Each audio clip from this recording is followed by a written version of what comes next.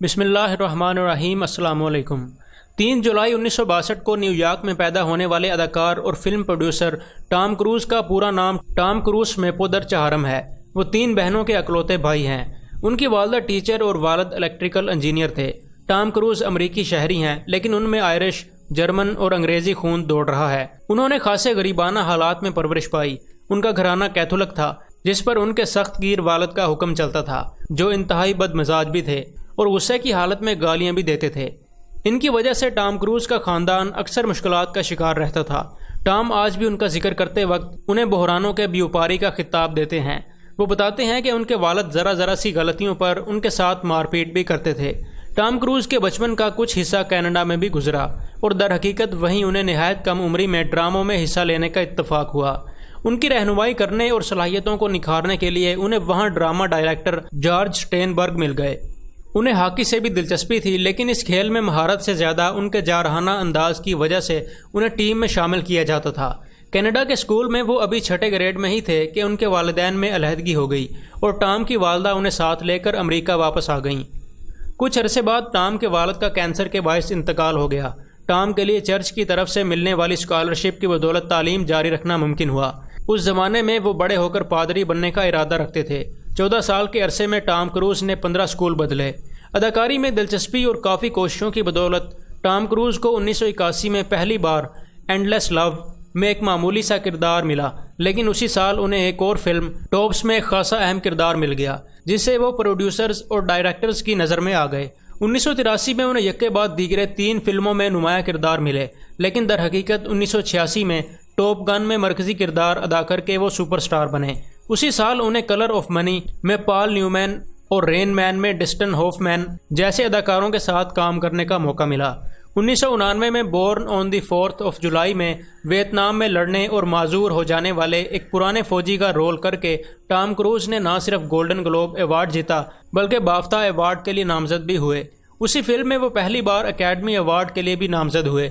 1990 में Tom cruise ने day of thunder और 1992 में फार एंड अवे में मरकजी किरदार अदा किए। इन दोनों फिल्मों में निकोल किडमैन उनकी हीरोइन थीं, जो उस वक्त उनकी बीवी भी थीं। 1994 में टॉम क्रूज ने ब्रैड पिट, अंटोनियो बेंडरास और क्रिश्चियन सेटलर के साथ इंटरव्यू विद द वैम्पायर में काम किया, जो एन राइस के साथ एक बेस्ट सेलर नावल पर बनाई गई थी। मुसन्नफ़ा इस फिल्म में टॉम क्रूज को कास्ट करने के कतई हक में नहीं थी, लेकिन फिल्म देखने के बाद उसने तकरीबन $8,000 खर्च करके एक रसाले में 2 सफ़े का इश्तिहार दिया, जिसमें एतराफ़ किया कि टॉम के बारे में उसकी राय बिल्कुल गलत थी और डायरेक्टर का इंतखाब बिल्कुल दुरुस्त था। 1996 में टॉम क्रूज ने एक टीवी सीरीज़ को बुनियाद बनाकर मिशन इम्पॉसिबल खुद प्रोड्यूस की, जो बॉक्स ऑफिस पर एक निहायत कामयाब फिल्म साबित हुई। 2000 में टॉम क्रूज ने उसका सैक्वल बनाया। उसने भी ज़बरदस्त बिजनेस किया। उस दौरान टॉम क्रूज एक और गोल्डन ग्लोब अवार्ड हासिल कर चुके थे और मज़ीद 2 मरतबा अकेडमी अवार्ड के लिए नामजद हो चुके थे। इनकी कामयाबियों का सफ़र इसी तरह जारी रहा। इन्होंने हॉलीवुड की तकरीबन हर बड़ी हीरोइन और हर बड़े डायरेक्टर के साथ काम किया। हत्ता कि 2005 में हॉलीवुड के मामलात पर गहरी नज़र रखने वाले एक सहाफ़ी ने उन्हें इस फिल्मी दुनिया के चंद ताकतवर तरीन और दौलतमंद तरीन अफराद में से एक करार दिया। 2014 में उनकी फिल्मों ने $7.9 अरब का बिजनेस किया और अब वो मिशन इम्पॉसिबल सीरीज़ का 5वां हिस्सा भी बना चुके हैं। 1993 में उन्होंने अपनी टैलेंट एजेंट पाउला वैगनर के साथ मिलकर प्रोडक्शन कंपनी कायम की थी, जिसके तहत वो अब तक फिल्में बना रहे हैं।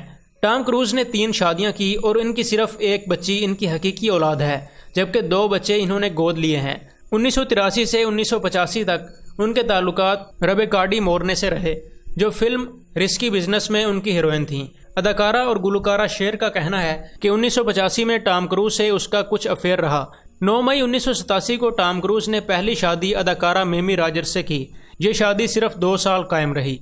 मिमी रॉजर्स ने ही दरहकीकत टॉम क्रूज को नए मजहबी अकीदे साइंटोलॉजी से मुतारिफ करवाया, जिस पर वो आज तक कारबंद हैं और इसके सरगर्म रुकन भी हैं। ये हकीकत में पुराने रोमन कैथोलिक अकीदे ही की ज़रा बदली हुई शक्ल है। ताहम अब साइंटोलॉजी चर्च को कंपनी के अंदाज में चलाया जा रहा है। कंपनी के एक ओहदेदार मार्क रोथबर्न ने हाल ही में चर्च से अलहदा होने के बाद इसके बारे में बहुत बड़े बड़े घिनौने इल्ज़ामात आयद किए, लेकिन इससे टॉम क्रूज कतई मुतासर नहीं हुए और वो अब भी साइंटोलॉजी अकीदे पर कारबंद हैं। 24 दिसंबर 1990 को टॉम क्रूज ने दूसरी शादी अदाकारा निकोल किडमैन से की, जिससे उनकी मुलाकात 1999 में फिल्म डेज ऑफ थंडर के सेट पर हुई थी। फरवरी 2001 में टॉम क्रूज ने निकोल किडमैन से तलाक के लिए अदालत में दरख्वास्त दे दी। तलाक के बाद निकोल किडमैन का कहना था कि उन्हें टॉम क्रूज से मोहब्बत है और वो हमेशा उनसे मोहब्बत करती रहेंगी। इसके बाद टॉम क्रूज का ताल्लुक पेनेलोपी क्रूज से इस्तवार हुआ, जो वनीला स्काई में उनकी हीरोइन थीं। ये मुआशका 2004 में ख़त्म हो गया। मशहूर रिसाले वेंटी फेयर के एक मजमून में बताया गया है कि इस मुआशके के इख्तिताम के बाद चर्च ऑफ साइंटोलॉजी ने टॉम क्रूज को नई गर्लफ्रेंड ढूंढ कर देने की जिम्मेदारी अपने सर ली। चर्च ने यह काम बाकायदा एक मुहिम के अंदाज में सर अंजाम दिया और कई ऐसी अदाकाराओं के ऑडिशन लिए जो इसी मजहबी हल्के में शामिल थीं।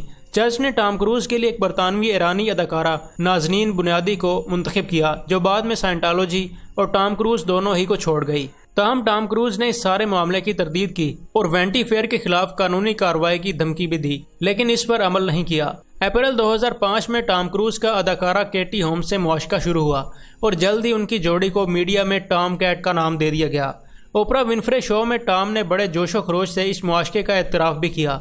2006 में उनके यहाँ बेटी पैदा हुई, जिसका नाम उन्होंने सूरी रखा। तहम उनकी शादी बेटी की पैदाइश के बाद हुई। यह शादी साइंटोलॉजी अकायद के मुताबिक हुई। 5.5 साल बाद जुलाई 2005 में इस शादी का इंजाम भी तलाक पर हुआ। बाद में टॉम ने इस तलाक की बड़ी वजह यह बताई कि केटी अपनी बेटी सूरी को साइंटोलॉजी से बचाना चाहती थी। दुनिया के कई मशहूर अखबारात में दुनिया के सबसे ज़्यादा खूबरू और पुरकशिश मर्दों में टॉम क्रूज को कभी टॉप 10 और कभी टॉप 5 में रखा गया है। टॉम की जिन फिल्मों के बारे में मैंने आपको बताया है, इनके अलावा इनकी एक काबिल ज़िक्र और कामयाब फिल्में ये हैं: Jerry Maguire, the firm, all the right moves, war of the words, eyes wide shut, minority report, tomorrow, top gun.